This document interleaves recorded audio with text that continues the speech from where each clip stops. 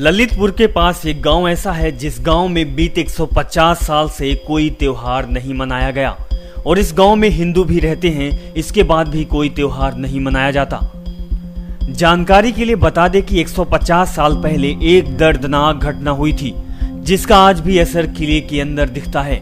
किले के दरवाजे को देखा जाए तो उसमें 7 लड़कियों की पेंटिंग अभी भी बनी हुई है और हर साल गांव की औरतें लड़कियों की पेंटिंग की पूजा भी करती हैं। वहीं इसकी कहानी बताई जाती है कि सन 1850 के आसपास मर्दन सिंह ललितपुर के बानपुर जगह के राजा हुआ करते थे और वो हमेशा तालबेहट आते थे।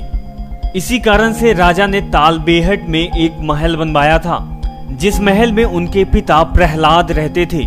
आपको बता दें कि राजा मर्दन सिंह ने 1857 क्रांति में रानी लक्ष्मीबाई के साथ थे।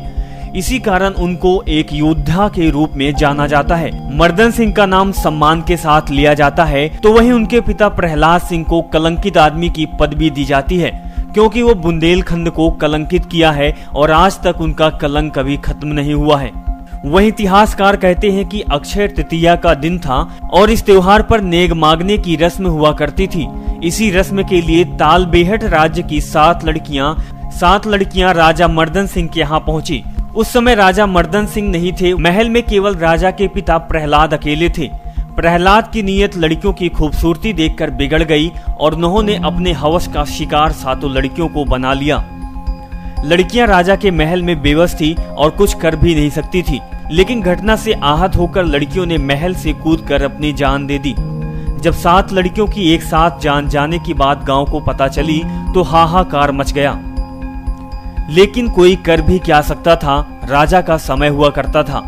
इसी कारण इस स्थान में आज तक कोई त्योहार नहीं मनाया जाता और न ही किसी प्रकार की खुशी को जाहिर करते क्योंकि लोगों के लिए इतनी बड़ी घटना थी कि आज तक भुला नहीं सके।